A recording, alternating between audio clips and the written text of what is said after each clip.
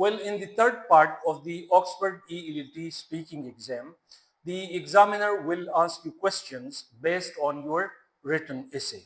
And mostly they ask very familiar questions. So you don't need to panic. It's easy, it's not difficult, and you can give very convincing answers. You can speak very effectively, and also you can speak fluently.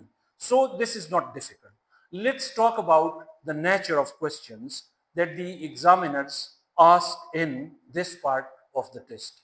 So the first question the examiner asks is about the title of your essay. The examiner will ask you, well, uh, what is the title of your essay? And you can simply say, well, the title of my essay is The Advantages and Disadvantages of Inheriting Money from Parents. It's easy.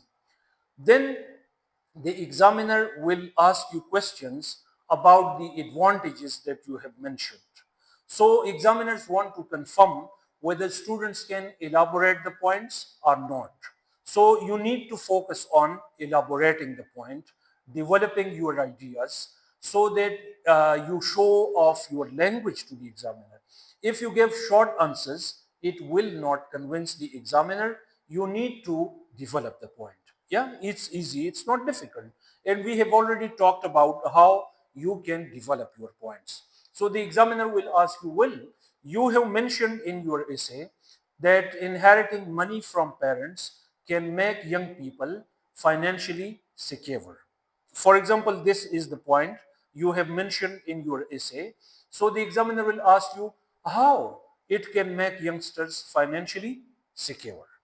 You have to say, well, I think you will support my point that when youngsters receive money from their parents, they will not be worried about their future. For example, they will not be worried about finding a job, they will not be worried about visiting foreign countries, and they will also feel comfortable about getting education. So they will feel more comfortable, they will feel financially stable, strong, and secure. This is what I mean by writing this sentence. So this is what you need to do.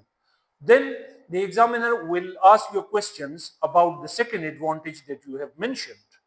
And the same is also true for the disadvantages that you have mentioned in your body paragraph 2.